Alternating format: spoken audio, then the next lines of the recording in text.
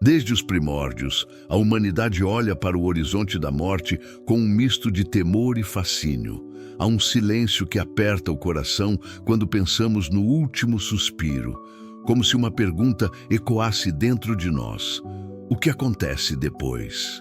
Esse é um dos maiores medos humanos, o medo daquilo que não se pode controlar nem prever.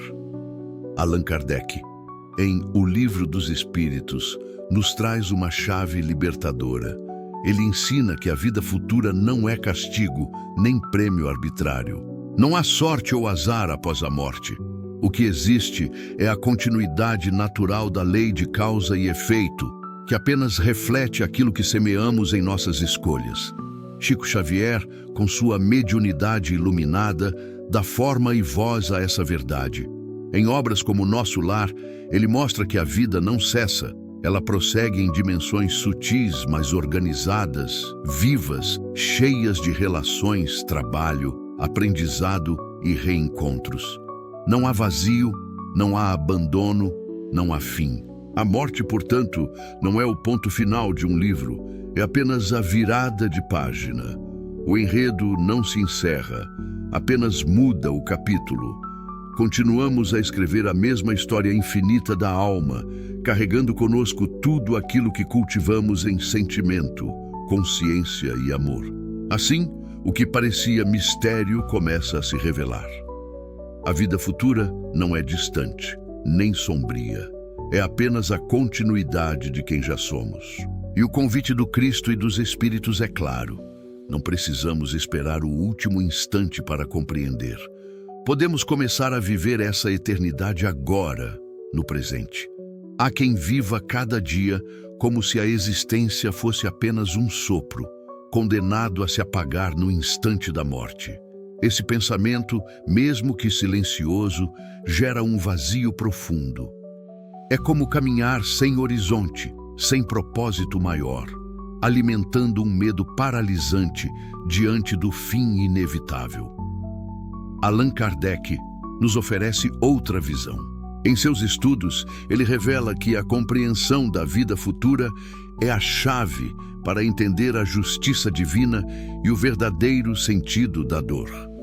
Quando percebemos que nada se perde, que todo esforço encontra ressonância no amanhã espiritual, a vida deixa de ser acaso e se transforma em caminho com direção. O erro vibracional está em acreditar que tudo se encerra no túmulo. Esse engano nos prende ao imediatismo, à busca desesperada por prazer ou à fuga constante da dor. Mas quando entendemos que a vida é contínua, a própria dor ganha outro significado. Ela deixa de ser castigo e passa a ser lição. Deixa de ser peso e se transforma em degrau. Não somos um instante que desaparece. Somos consciência em movimento, atravessando planos, aprendendo com experiências, renascendo em novos cenários para prosseguir na mesma jornada infinita. A morte não apaga a vida, apenas revela sua verdadeira extensão. Por séculos, o imaginário humano foi moldado pela ideia de que, após a morte, o destino da alma se resume a dois extremos: um céu eterno de glória ou um inferno eterno de sofrimento. Essa visão, embora poderosa em sua simbologia, não traduz a justiça amorosa de Deus e nem o ensinamento profundo trazido pelos Espíritos.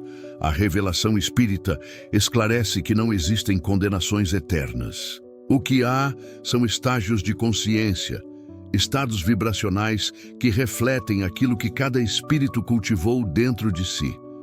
Não há um juiz externo que condena ou absolve. É a própria consciência que se encontra com a verdade de seus atos, experimentando as consequências naturais de cada escolha. André Luiz descreve em detalhes essa realidade. Em suas obras, especialmente em Nosso Lar, ele mostra como existem regiões vibracionais distintas, compatíveis com a sintonia de cada espírito. Há lugares de aprendizado, de refazimento, de esperança, mas também zonas sombrias, criadas pelo peso da culpa, do ódio ou do apego material. Cada alma desperta exatamente onde sua vibração a conduz. A neurociência espiritual também ilumina esse processo. As crenças, os estados emocionais e até os padrões mentais influenciam não apenas a vida física, mas também a experiência do desencarne. O que acreditamos e sentimos molda a forma como enfrentamos a transição, abrindo portas para acolhimento ou fechando-nos em medo. Assim, céu e inferno não são lugares fixos no além, mas paisagens interiores que se projetam após a morte. Cada consciência encontra a si mesma. Cada espírito habita o espaço compatível com sua vibração. Não como sentença eterna, mas como ponto de partida para continuar aprendendo, crescendo e, um dia, libertando-se. Muitos imaginam a morte como uma ruptura brusca, um corte que separa completamente duas realidades. Mas a verdade revelada pelos espíritos é contraintuitiva. O além não começa depois, ele é apenas a continuidade do que já vivemos. Não há milagre que nos transforme de repente. Levamos conosco o que somos, os hábitos, os sentimentos, as escolhas que cultivamos. O espírito acorda após a morte com o reflexo daquilo que alimentou durante a vida. Se semeou paz, encontrará serenidade. Se cultivou ressentimento, perceberá sua própria prisão interior. A desencarnação não cria um novo ser, apenas retira o véu que escondia o que já existia no íntimo. André Luiz descreve isso com clareza em suas narrativas. Os espíritos despertam em ambientes compatíveis com sua vibração, reencontram afetos, assumem responsabilidades, continuam aprendendo. O além não é distante, não é um cenário fantástico e separado do presente. É uma realidade vibracional paralela que já nos envolve, silenciosa, interagindo conosco a cada instante. Essa compreensão muda tudo, porque nos mostra que o futuro espiritual não é sorte ou acaso, mas consequência natural do agora. A vida futura é a extensão da vida presente. Cada pensamento que emitimos, cada emoção que alimentamos, cada atitude que tomamos, constrói o terreno em que despertaremos. O além não é amanhã. Ele já começa hoje, dentro de nós. Se a vida futura é apenas a extensão do agora, então o preparo para ela não acontece em um dia distante, mas se constrói nos pequenos gestos de hoje. A cada escolha, plantamos as sementes da realidade que iremos colher quando atravessarmos a fronteira da morte. Podemos nos perguntar em silêncio: se eu desencarnasse hoje, quais sementes levaria comigo? Essa reflexão abre os olhos da alma. Mostra que não levaremos títulos, bens ou aparências, mas apenas aquilo que cultivamos em sentimentos e atitudes. Preparar-se, portanto, é cultivar hábitos de amor, estudo, disciplina e serviço ao próximo. Cada oração sincera, cada gesto de bondade, cada esforço de autocontrole é um investimento espiritual. São tijolos invisíveis que constroem a morada em que habitaremos após a partida. O modelo mental que podemos guardar é simples. A vida espiritual não começa depois, ela já está sendo edificada agora. Cada pensamento é um traço, cada palavra é uma cor, cada ação é um tijolo. E assim, vamos levantando, dia após dia, a casa interior que nos acolherá no amanhã eterno. O medo da morte, que tantas vezes paralisa a alma, começa a se dissolver quando compreendemos a continuidade da vida. Não estamos caminhando para um abismo de silêncio, mas para uma nova etapa, tão real e organizada quanto a que vivemos aqui.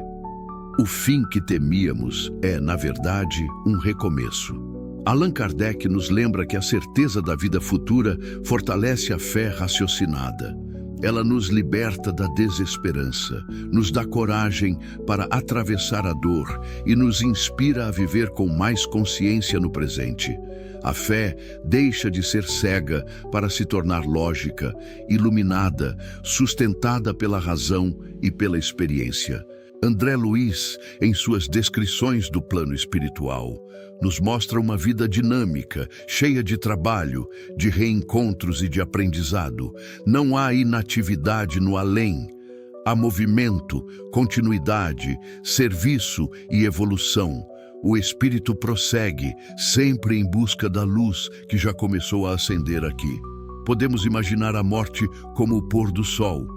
Ele parece desaparecer no horizonte, mas sabemos que o sol não morreu.